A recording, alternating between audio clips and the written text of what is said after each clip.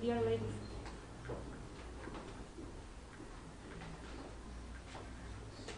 Hello? Do you hear me? No. No.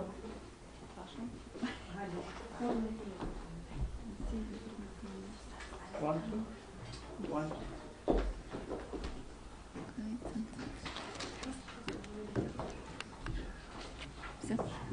Hello? Yes. Good afternoon, ladies and gentlemen, friends and colleagues. Thank you very much for coming on such late notice.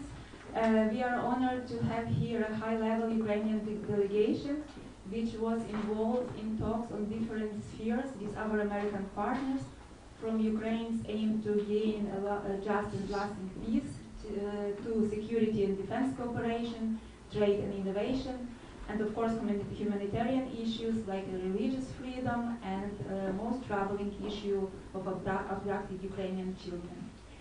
You will hear a presentation on each of them, but as we are limited in time, let me invite Head of Presidential Office Mr. Andriy Yermak to start our presentation.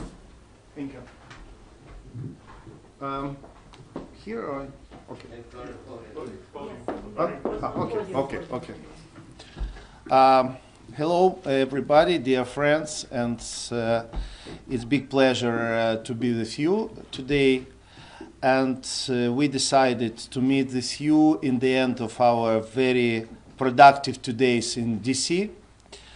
But you know, we think that it's a very important, especially now after 3 years, more than 3 years of this terrible war, Russia against Ukraine, that our American friends, the media know the truth, know exactly what happened in front line, what happened in Ukraine now, and this is the main goal of our briefing today. I try to be very short and started to inform you about the last things which happened in the peace process. You know that not Ukraine started this war, but not more than Ukrainians want to end this war and to achieve a just and lasting peace. For us, it's very important how to end this war. And starting the negotiations in Jeddah between Ukraine and the American delegations, we immediately accepted our president, our delegation, the proposal of American delegation, President Trump, for the full unconditional ceasefire as a first step of the end of this war. Unfortunately, from that period, we didn't see any political will from Russian side to really go as an absolutely logical and very simple step, because it's impossible to talk about peace when you are living under the attack of missiles and drones. Afterwards, technical negotiation in the technical level in Riyadh, also very successful, and already 2 rounds of the meetings in Istanbul. You know that after the first round in Istanbul, then President Putin proposed to start direct negotiations, and President Zelensky accepted, and he was in the exact date, he was in Turkey, but we didn't see there President Putin. President Zelensky decided to send the delegations, and all of us, we are coming to Istanbul. In the morning, we have a meeting with our American colleagues, the Secretary of State, the Special Envoy, General Kellogg. But it was a big surprise that before half an hour, 1 hour, we get the information that Russian delegations want to see Americans in the room of this conversation. Which is not acceptable for us, because we don't understand how it's possible. We are very appreciate that what doing the President Trump, what doing United States, just that this conversation it started. But in any way it's happened, the Russian delegations committed that we decided it was good because we have the opportunity to exchange of the 1,000 of the prisoners of war. Unfortunately, you can't imagine in what conditions we take our heroes. These people back, and what they explain, they honestly back for the absolutely unhuman conditions. Many of them lost as minimum 40 kilograms, and it's terrible to saw how look the young people. It's impossible to talk about any international law just during the war. Russian committed after this meeting that they sent to us some memo about the conditions of unconditional ceasefire. It just sounds unlogical. 2 weeks, world waiting for such documents. Just before this meeting, second round in Istanbul, nobody can see these documents. We received it during this second round, but After 2 hours, Russians leaked these documents in the Russian media. I'm sure that you have the opportunity to saw these documents. It's absolutely new version of the capitulations and ultimatum to Ukraine. My deputy of the office, Mr. Igor Brusila, later give you the more deep analysis, juridical analysis of these documents. But what is demonstrated? It demonstrated that Russia not have the able and want not have the political will to really go for the end of this war.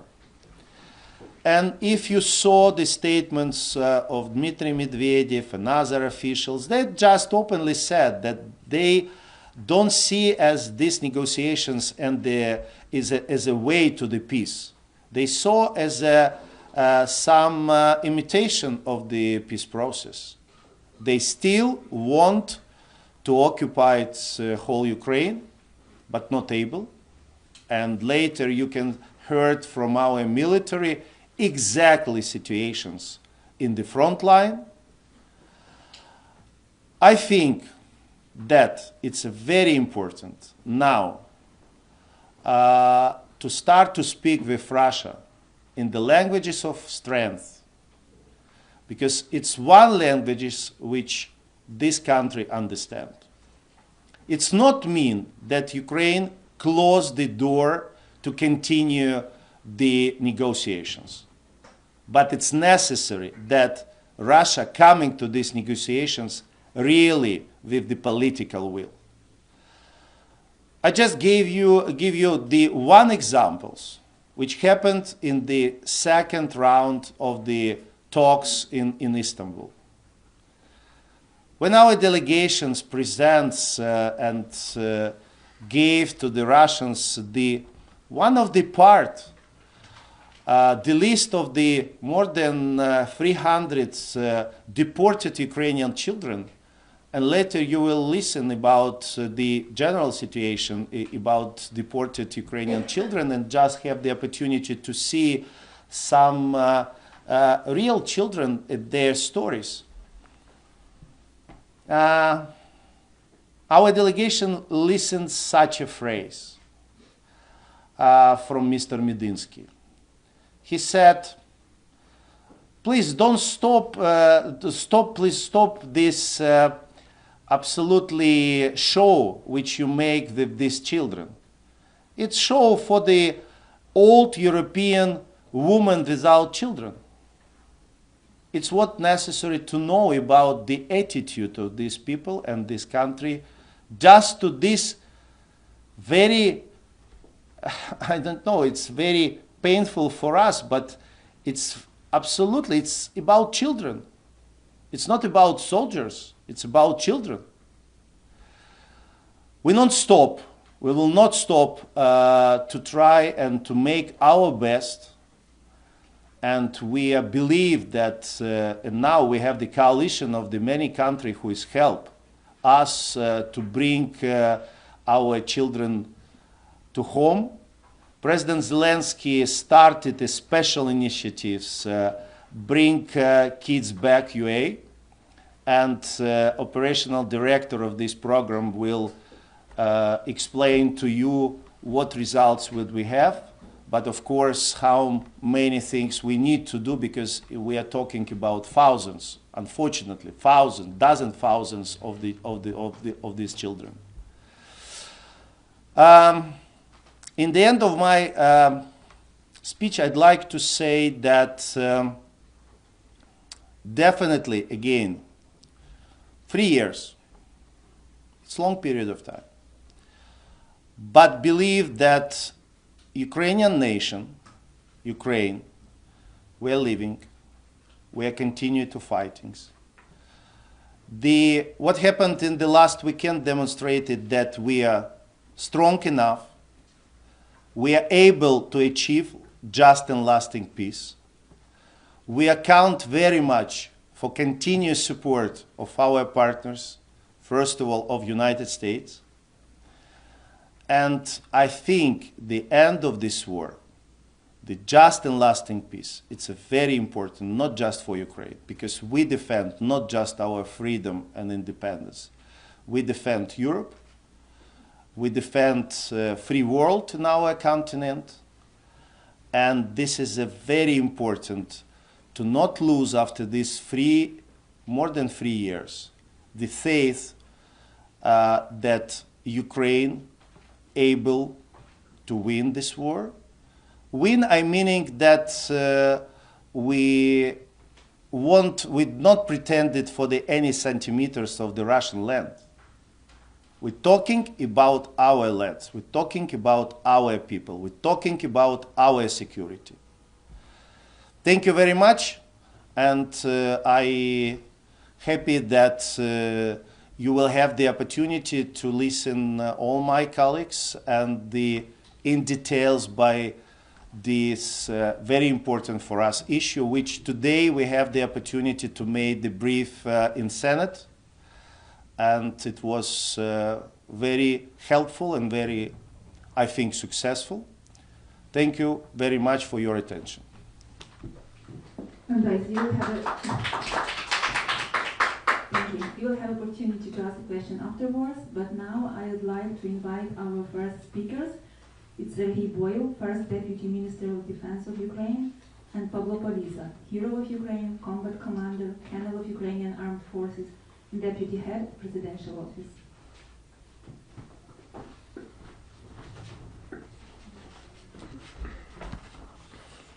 Ladies and gentlemen, good afternoon, everybody. So today I had an honor to speak to senators in the US Senate. So my mission was to break some Russian narratives and to bring the real picture what we have now in Ukraine. Everybody heard about the memo which Russian Federation brought to Istanbul this week. My point is that Russia is not at the position when they can bring and put at the table nothing but act of capitulation of Ukraine in terms of military. And let me explain you why. Here, for supporting my words, we have the map. And let me give you a couple numbers. In the first month of the full-scale invasion, Russian troops occupied 25.9% of Ukraine's territory. In April 2022, after a successful counter-offensive operation, armed forces of Ukraine and all defense forces were able to deoccupy 7.8% of Ukraine's territory. Then in 2024, Russia occupied 0.5% of Ukraine's territory, and they declare 2024 as a successful year for them. And for last 5 months, Russia occupies 0.2% of Ukraine's territory. It doesn't look like great success, but the cost of every square kilometer for Russians is 167 killed in action soldiers. And that's why we think that Russia is not at the position that allows them to give us some kind of ultimatums and give us the actually nothing but act of capitulation of Ukraine.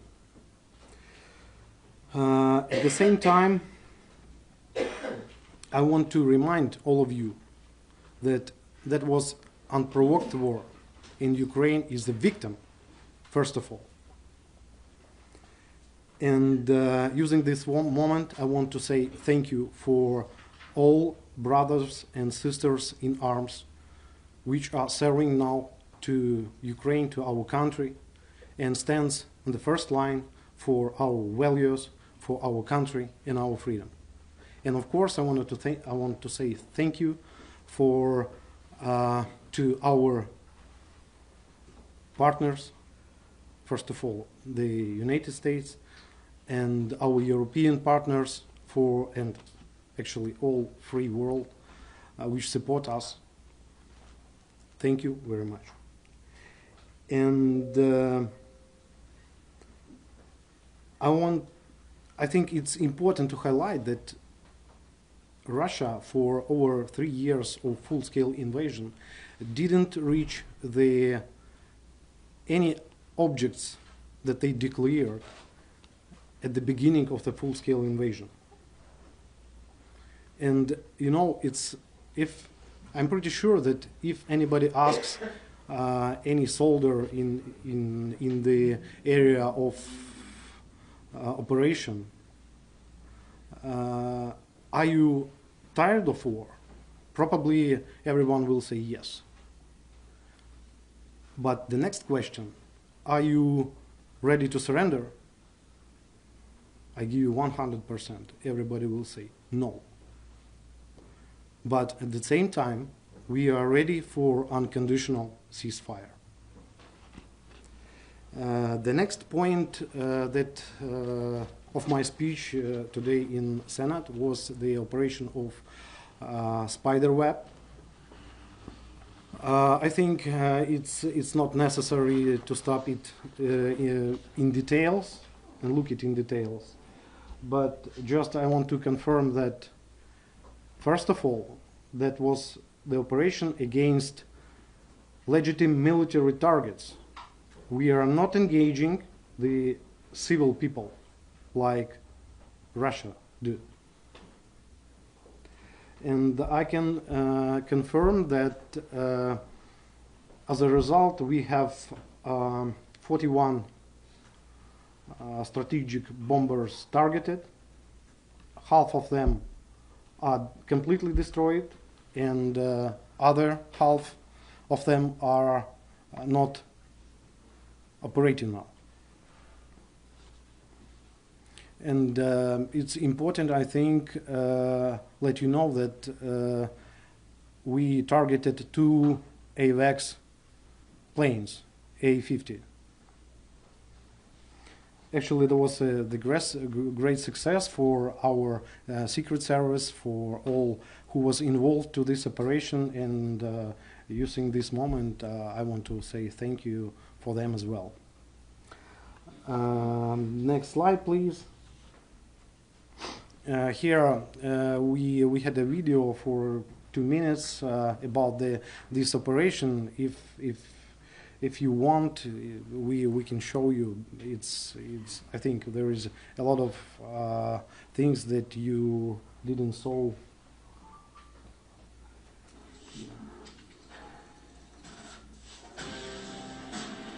But before, because the video without sound, I mean, just music. Because Pavlov don't say about himself these things. I want to say. He's a colonel of our army. He's hero of Ukraine.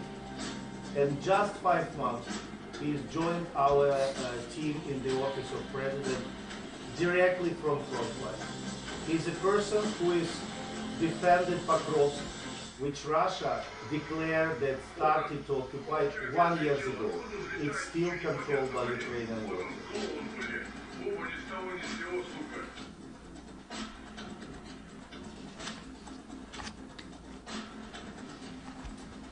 During this operation, nobody was killed. Nobody was wounded. Just military targets.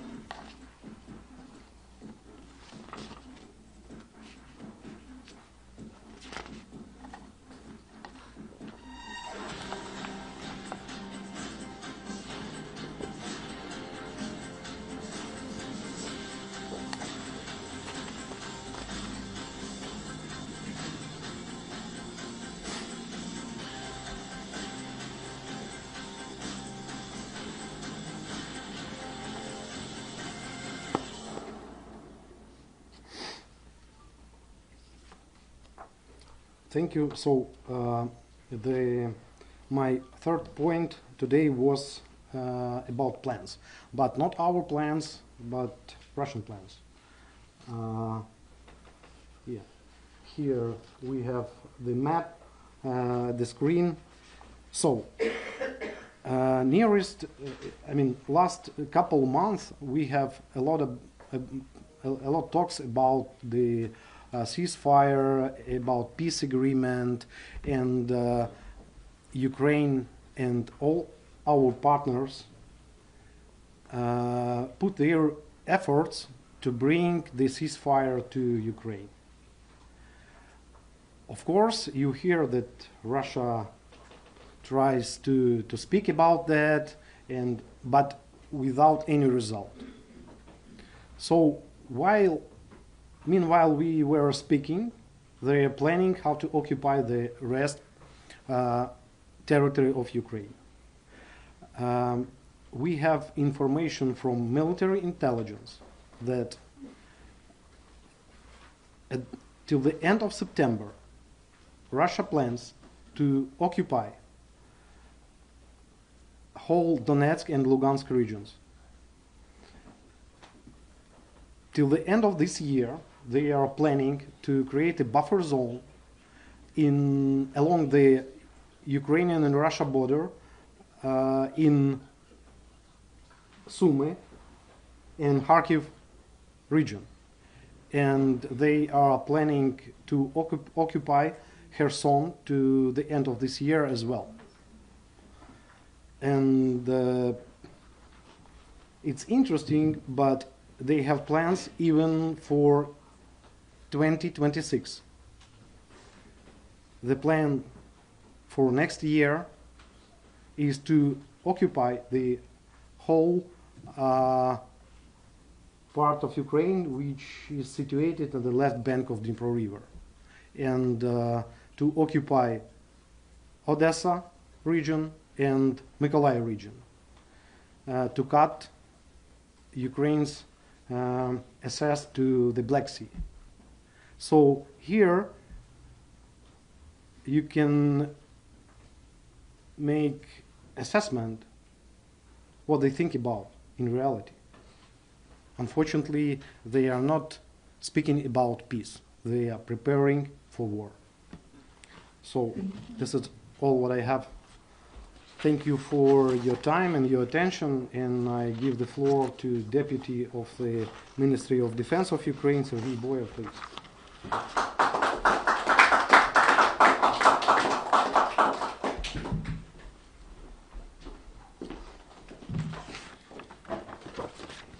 Thank you, Pavlo. Dear colleagues, I would like to pick up where Pavlo stopped and talk a little bit of what allows Russia to have these aggressive plans. So we believe that what stands behind the Russian war machine are oil revenues and supply chain and industrial support from partners. As you can see, oil revenues are largely what stands behind the ability of Russia to have this high and increasing military budget, which grew 87% from the level of 2022. It's $148 billion. And this is what allows Russia to recruit people, to increase its, replenish its resources, but also to invest in the ramp up of defense industrial production. This is very important to put a stop to the ability of Russia to finance its war machine, to increase its budget, to mobilize its economy. Next page. Russia's oil and gas exports is not just Russia's problem. These supercharged profits enable Kremlin to unite its partners around itself through cooperation, strengthening Iran, North Korea, and China. Russia purchases machinery, components for UAVs, and ammunition materials from China. In return, Russia sells China advanced military aircraft, hundreds of aircraft engines, and armored vehicles.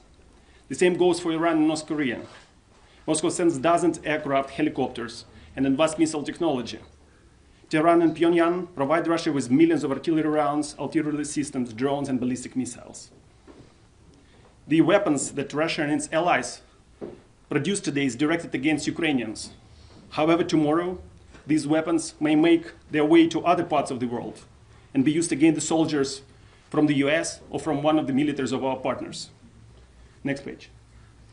To tackle Russian aggression in 2025, we developed the defense strategy, which has three components: stabilize the front line, protect our sky, our people, our economy, and to impede Russia's ability to generate forces and ramp up defense industrial output.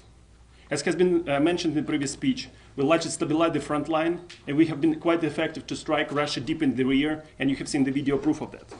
Next page, please. In maintaining and increasing our capabilities to fight, we're certainly very grateful to the US for standing with us through all this time. You have the best weapons that have helped our soldiers through all these years of war: Patriot systems and interceptors, fighter jets, artillery rounds, HIMARS and missiles for them, GMLRS ATACMS, air munitions, infantry fighting vehicles, famous Bradley and others. We are very keen to establish the framework for making the delivery of such weapons to Ukraine going forward.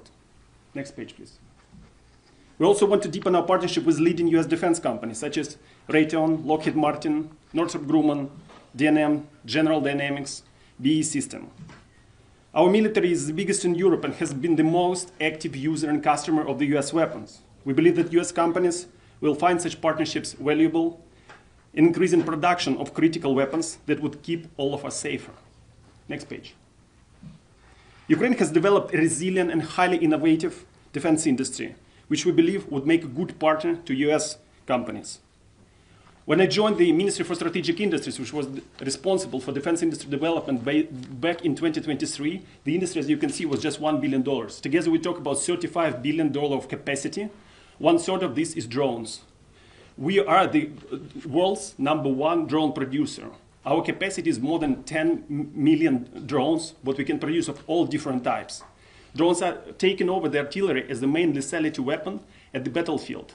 And so we believe that jointly with the US, advanced US technologies, we can really build up some new generation drone warfare capabilities that would make us win this war, be safe, bring peace to Europe, but also to build the capabilities that would contribute to the capabilities of the US and of all our partners. Next page. To summarize, I would like to emphasize that to compel Russia to pursue peace, we need to stop its ability to fuel its war machine. It is critical to enact sanctions on any country that buys Russian oil or sells components to Russian defense industry. On the battlefield, we need long-term mega deal of advanced US weapon supply. We are very keen to enter into co-production mega projects to produce advanced US weapons. From our side, we are ready to offer our knowledge and expertise in drone and other innovative products. These economic and military elements will form the foundation of our strengths, our joint strengths that will end this war and bring the lasting peace. Thank you. Let me now invite advisor to the president and presidential envoy on sanction policy, Vladimir Yermak. Next slide. Thank you for coming, dear folks. So just a couple of words what we've been briefing the honorable senators about the sanctions today in the morning. So first point would be the figure of 595 billion. That is what we believe Russia made out of exporting the oil since the beginning of the full-scale invasion. We think that this is the massive number, and this is exactly what keeps their financial system stable and the war going on. One next figure to flag is that 70% of the oil being purchased by China plus India, and that number really increased, or this share really increased after the beginning of the full-scale invasion. So we think that there is direct connection between who actually pays to Russia for what they've been doing against Ukraine. Next slide. Another slide. This is to the point, would the sanctions against Shadow Fleet be as a disrupting of the global markets of the oil? We believe not. Not a single round of sanctions ever disrupted the global markets or increased the prices at the global markets of oil. So we do think that no further actions in this area will disrupt the markets, and we think that this is a really strong point. Another point is to the question whether the sanctions against the Shadow Fleet has actually been efficient. Yes, we think yes. So first, that Russia has not made extra 150 billion selling the oil just because of the sanctions. So this is the direct impact of the sanctions.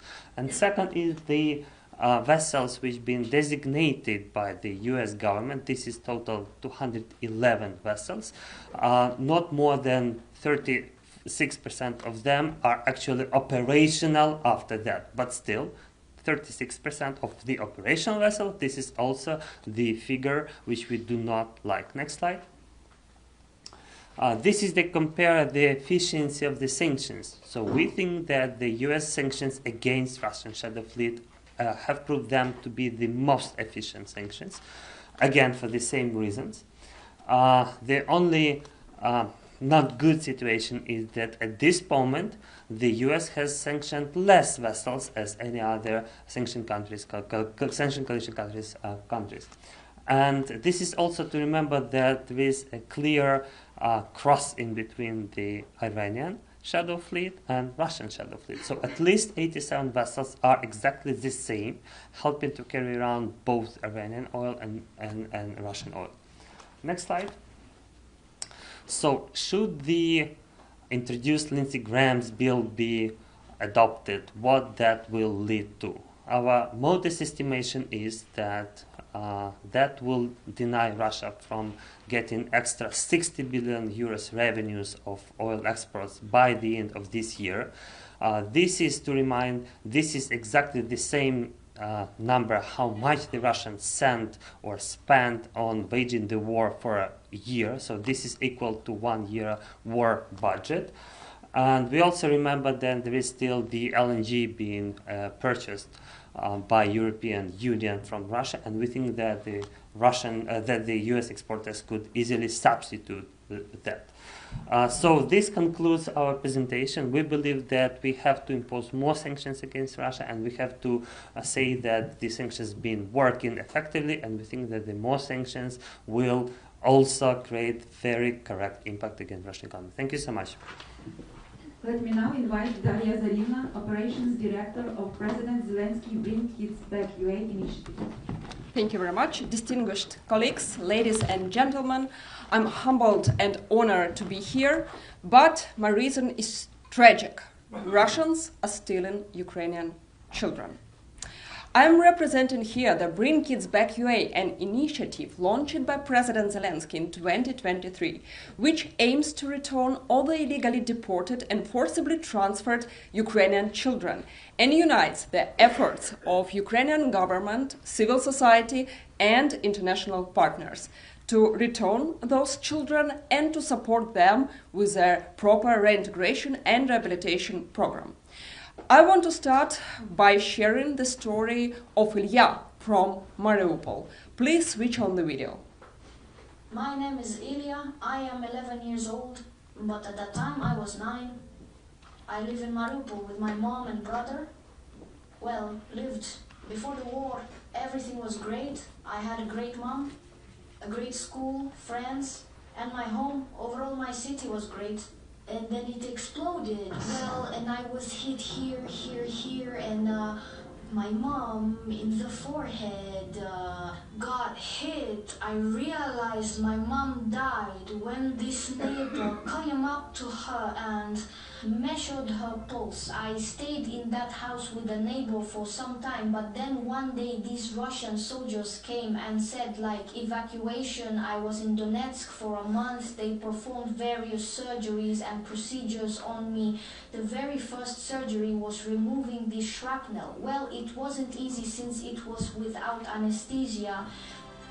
Even though I had a severe injury, in this hospital, they still try to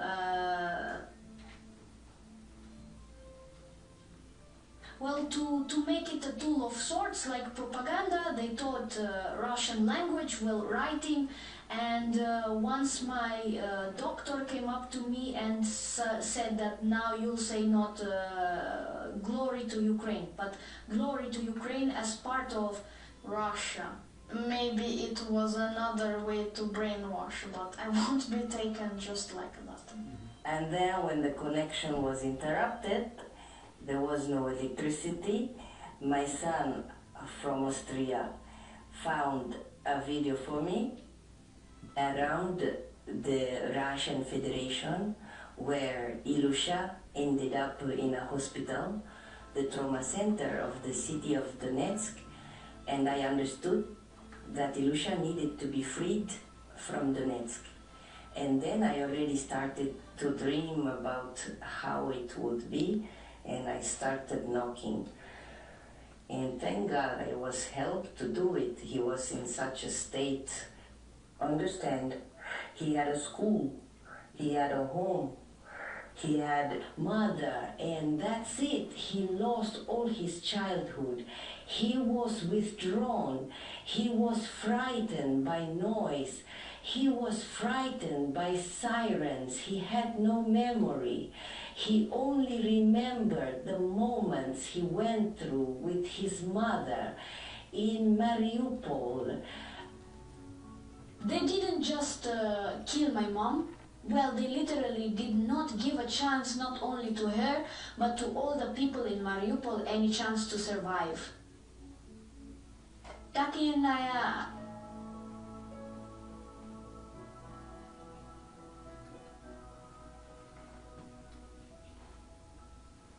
Thanks for your attention. Russians believe they can just come and grab children as war trophies. Their kidnapping playbook usually consists from 3 stages. Stage number 1, steal. Ilya Vashchenko, kidnapped at the age of 2. Here is his photo. Fostered in Kherson Children's Home, he was then brought by the prescription of medical examination to Moscow. It was organized by Inna Varlamova, the wife of Sergei Mironov, one of the closest Putin allies, the head of the political party Fair Russia. They were preparing this boy for adoption. They gave him new birth certificate, they gave him new citizenship, but when they discovered that Ilya has health problems, the boy has disappeared. We have no idea where he is now. What we do know is that Ilya was one of 2 children who were taken by Inna Varlamova to Moscow. The second one was Margarita Prokopenko, 11-month-old when kidnapped.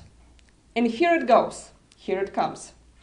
Stage number 2, erase or alter identity. So Margarita Prokopenko was took by Inna Varlamova to Moscow. Again, picture this, baby girl kidnapped directly from the hospital, illegally adopted by Mironov and Varlamova in Moscow. They changed, please, the next slide. They changed her birthplace, her name from Margarita Prokopenko to Marina Mironova, her date of birth, her citizenship, completely destroyed her identity. What language will she speak? What language will she speak when she grows up? What will she know about her roots? Margarita was among 40 children who were kidnapped directly from Kherson Children's Home, all under the age of 5. You know that toddlers grow very fast at this age. The people who were teaching them in Kherson Children's Home will not be able even to recognize them if they will meet them on the street. Please, next slide. Here is the photo of Maxim, Margarita's brother, who was 3 years old. They were separated, and we do not know anything about Maxim's whereabouts. Next slide, please. Next slide. Can you please switch on the video? Here is a video from Kherson Children's Home.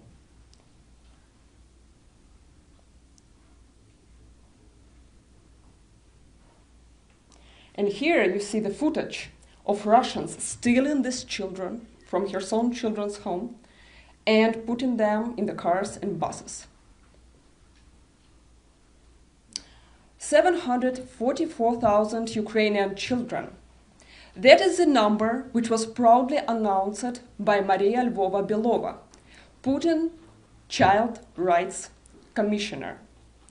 After she was imposed under international sanctions, she stopped using any figures publicly. Now, the next slide, we come to the third stage, indoctrination and militarization.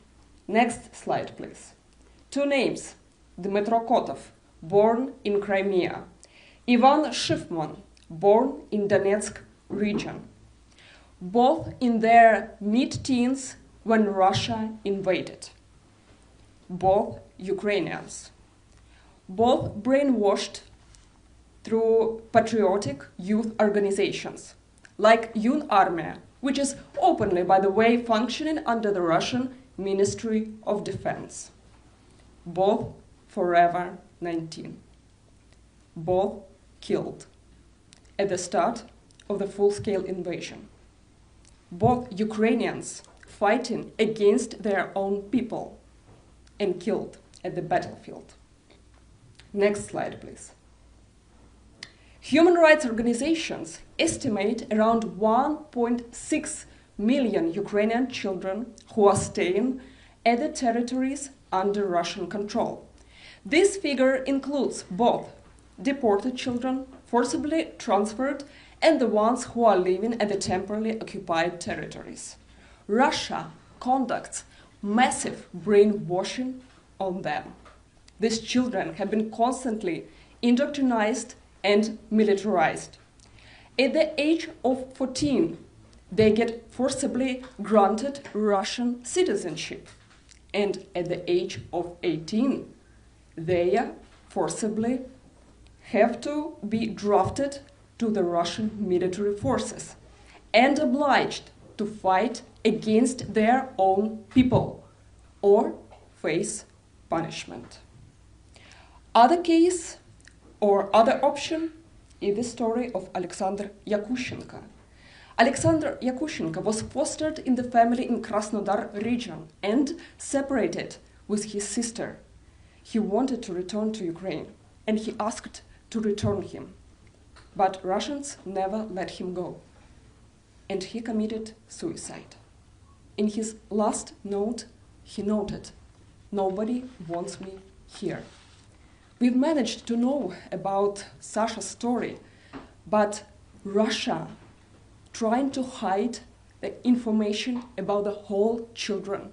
They do not give access to any information or to any children, neither to Ukraine, neither to any international organizations, neither to UNICEF or to ICRC or to UN Committee on Children's Rights, to no one.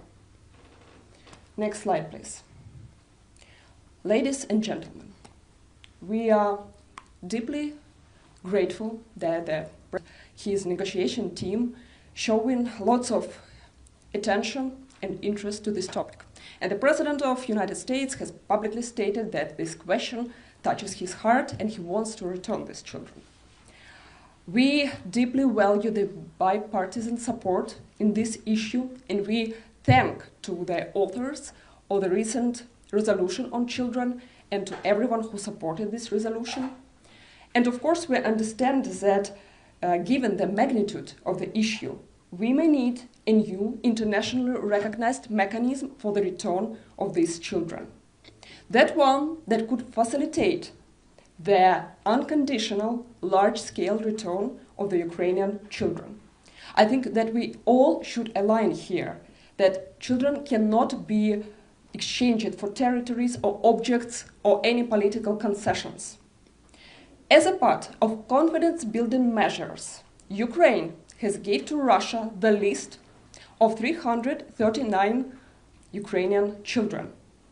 This is the part of the confidence-building measures which give Russia an opportunity to show their good faith, their goodwill, and to return at least some of these children. Even 100 children will be the biggest return in the history of Bring Kids Back UA and will be the big success both for Ukraine and for US-led peace negotiations. So, what should be done and what is the key call to action of my speech?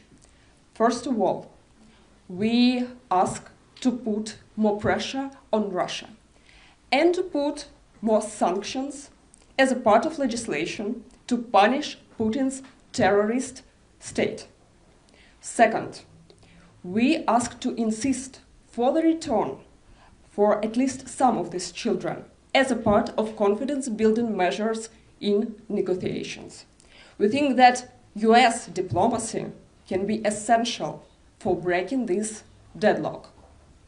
Ladies and gentlemen, thank you for your attention. I want to say that America has always stood for the innocent, for the freedom. And now I kindly ask you to help the most vulnerable ones.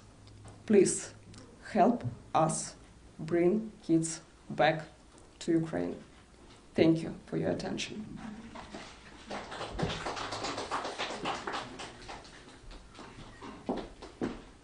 Let me now invite Viktor Zelensky, Head of State Service of Ukraine for Ethnic Policy.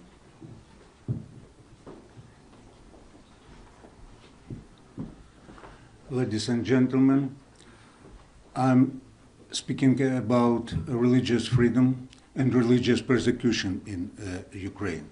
Ukraine is stronghold of religious freedom all over the Central and Eastern Europe, and at the same time, Ukraine is a Bible belt for Central and Eastern Europe. Ukraine is proud to be the center of religious freedom. Ukraine is proud to have 35,000 religious congregations of different faiths, and religious pluralism and religious collaboration between different congregations is hallmarks of religious landscape of Ukraine. People of different faith held the highest position in Ukrainian political, cultural, and military establishment. People of absolutely different ethnic origin held the highest position in Ukrainian government. Religious freedom ends when and where Russians military come. From the very beginning of full-scale invasion, Russians start to kill pastors, clerics, and clergymen of different faiths. Many of them were killed deliberately, being in liturgical vestment, like priest Maxim Kazachina from Kiev region, like Dudarenko, like priest Grigory Polonchak, who was kidnapped and murdered last February. Additionally, Russians destroyed, damaged, or demolished 630 sacred buildings, cathedral, mosques, synagogues, and sites of worship. I would like to give panel to Pastor Michael Britsyn from Ukrainian town of Melitopol, occupied now by Russians, who went through all this, how to say, paradise of Russian occupation in terms of religious persecution, and who has his own tragic story about this. Please, Pastor Mike. I praise God for the opportunity to say today from the behalf of people who now live in occupied territory. I was ordained in 1992. We restored old historical evangelical building and church over there. The church was built in 1914. In 1936, Soviet government took away that building and killed all pastors there. We restored this building in 1991.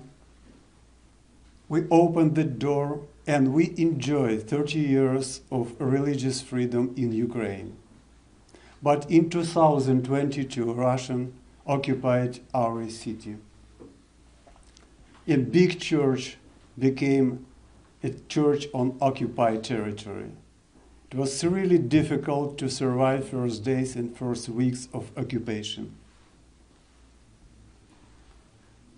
I still remember empty shelves of old Soviet Union era. That era came back to that territory. And churches became humanitarian hubs. We help people to survive there. We serve them as we did it for all last 30 years.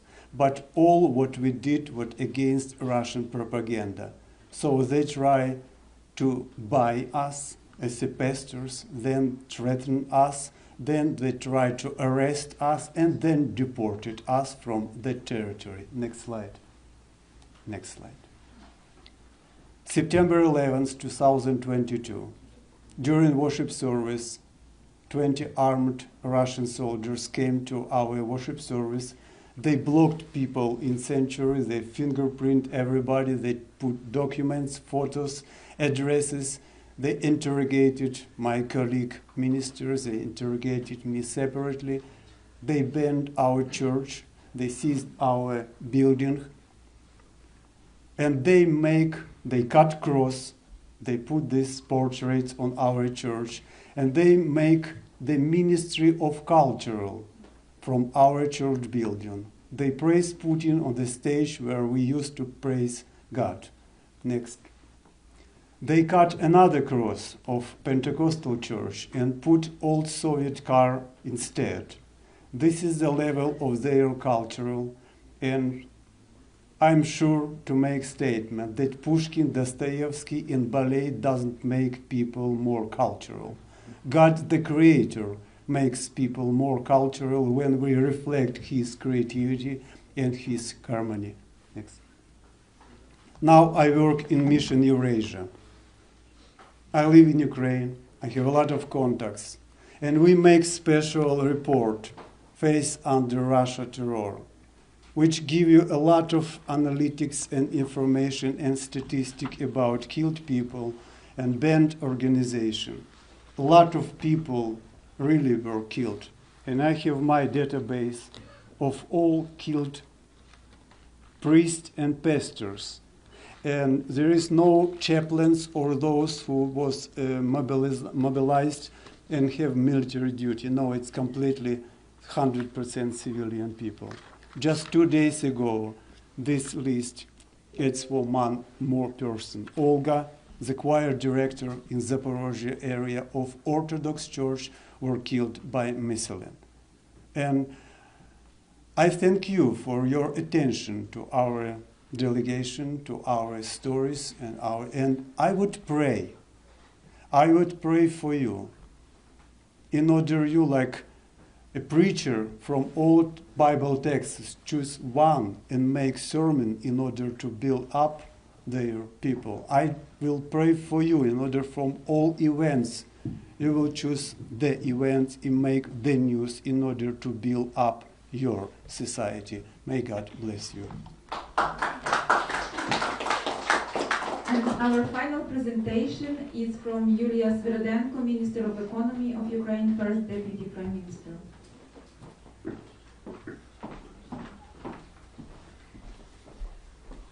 Thank you so much. I know that you are tired, so I will be briefly.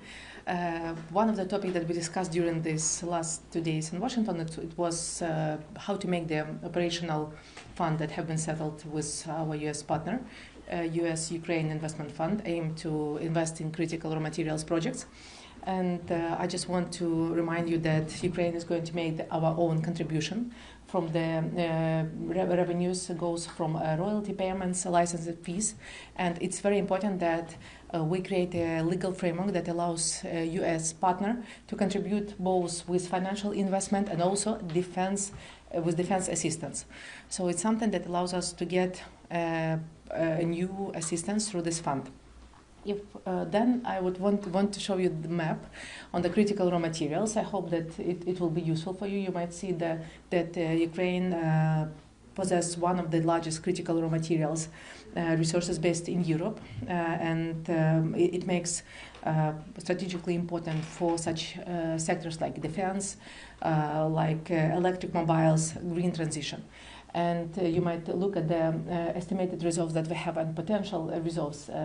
Also, during the next slide, I will show you that what is the dependence of United States from the import that you have from China and Russia in terms of critical raw materials. And I want to underline that U.S. imports 70% of rare earth from China. This is essential to power industry, was worth tens of billions, such as robotics, green tech, and defense.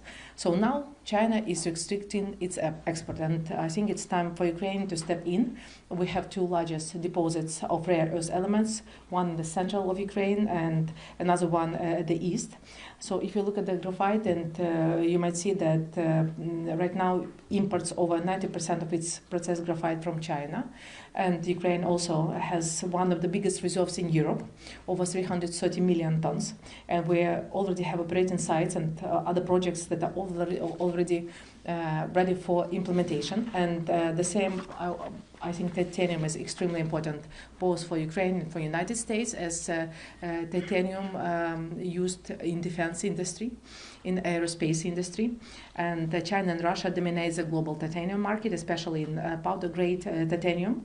And United States today imports over 90% of this material, including for military aircraft. And actually, I can speak, you know, and I can give you a very broad understanding of what we have in terms of critical raw materials. But I think that it's important to know that we have not only this list of critical raw materials and deposits, but also very concrete investment-ready projects. The investment projects worth around $7 billion US. So it means that we are open for US investment, for US technology. And today we had several meetings with Secretary Bessent, with DFC as a general partner of this fund. And we discussed very concrete steps how to make this fund operational during this year. So we plan to have the first board meeting of this fund on July. And we would discuss what will be the seed capital to start operate this fund, and actually we should adopt the investment strategy for this fund for the next few years. So that's why I think that we had very concrete meetings, and I'm grateful that U.S. has a long-term view on cooperation with Ukraine in terms of investment, and we are open for the cooperation with our U.S. partner. So, very briefly.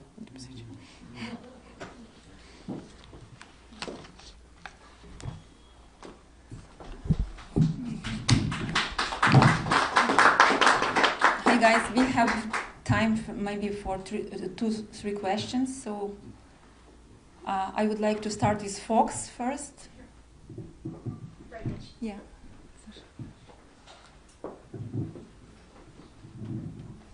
My question is for Andriy Yermak. Thank you.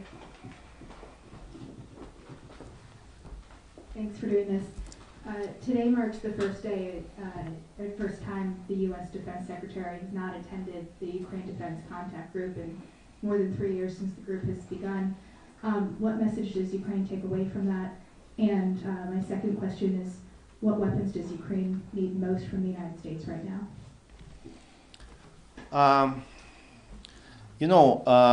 Our cooperation with the United States is continue.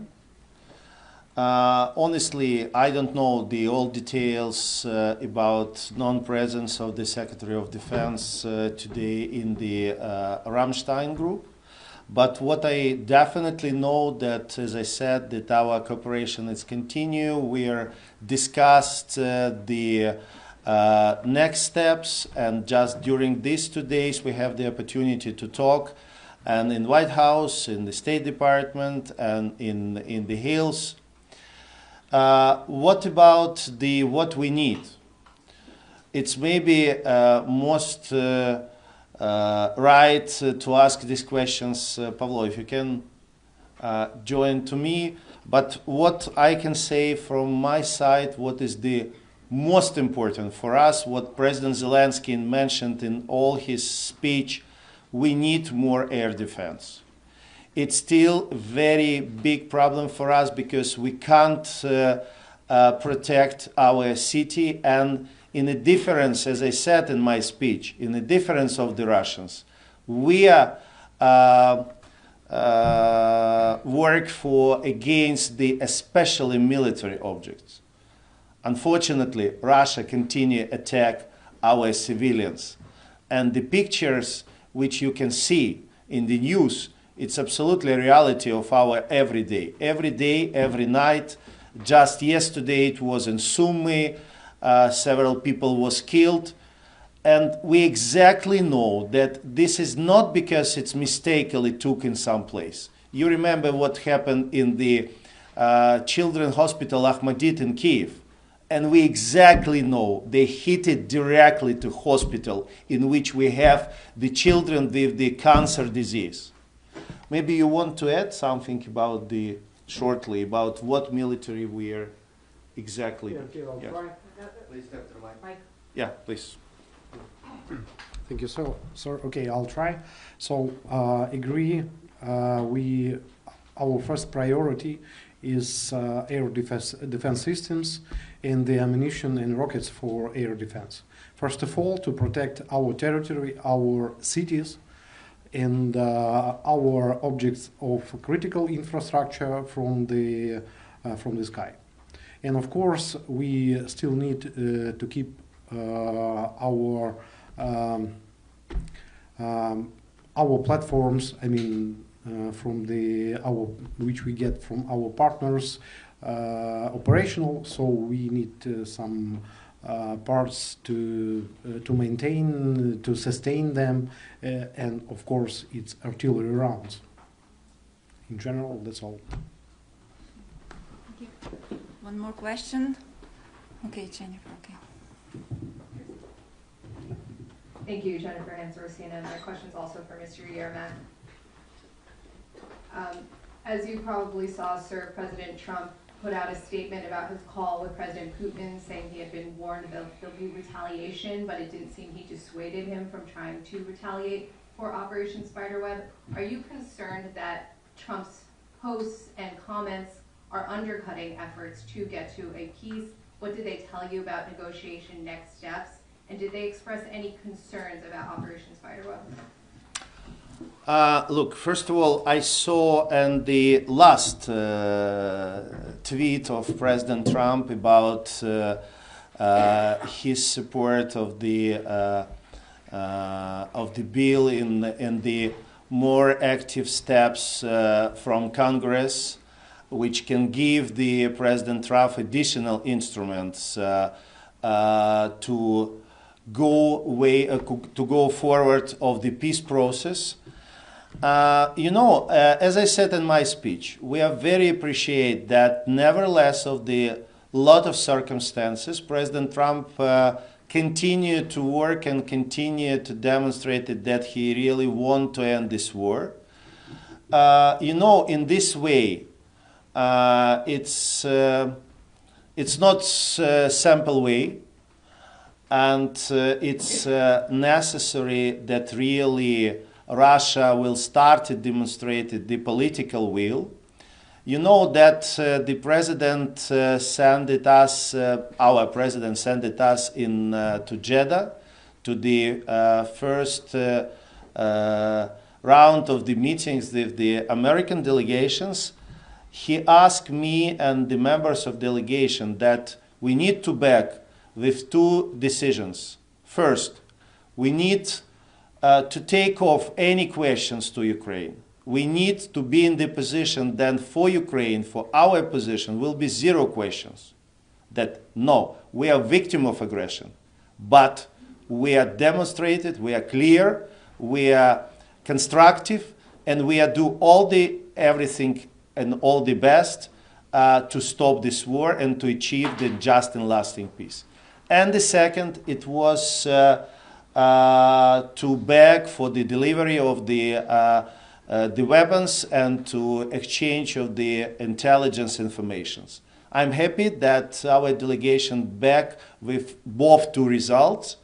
Now we in the right track. We have the lot of, I just wanted to list it because you maybe not believe how it's possible during the 48 hours to have such numbers of the meetings. But it's true, it's reality. We have very constructive, and I'm very happy that we have this dialogue in the different levels. First of all, in the level between our leaders, in the level of the military, in the level of intelligence, in the level of the national security advisor, in the level of the Secretary of State and Foreign Minister. And let's go forward, but this way. Again, it's not simple way. We definitely know who is Russians. I'm headed the delegation in the Normandy format. And believe me, we have 200 rounds negotiation with Russia before its full-scale invasion. Sometimes it was 10, 12 hours without any results. In the presence of the France and Germany, who is definitely want to help and always coming and try to help us to achieve the solutions, I think it's mostly necessary to think for the future. I think it will be a very important meeting in G7 in Canada, in which also invited President Zelensky. I think it's time, as my colleague said, at what we discussed during these 2 days, to increase the pressure to Russia. We are very much looking for the new sanctions, and it's necessary to create right atmosphere. Then the Russia go to negotiation, but go not make a show for concrete and real negotiation. And one very important point, we will continue to insist that on the table of these negotiations have to be United States, have to be our European friends and partners, because future of Ukraine is in European Union, and this is absolutely logical that if we discussed of the biggest war in the European continent after the Second World War, and if we're talking about security, new security mechanism for the future, it's important that European friends, European country will be on the table. Thank you. Thank you very much. Unfortunately, we don't have time. I think you heard the most critical question you wanted to hear the answer to. I just want to clarify one point that Mr. Yermak was referring to in his speech. He said that Russians didn't want to see American colleagues in the room, if it wasn't clear for someone. Yes. Mm-hmm. So thank you very much, and see you next time. Thank you very much. Thank you.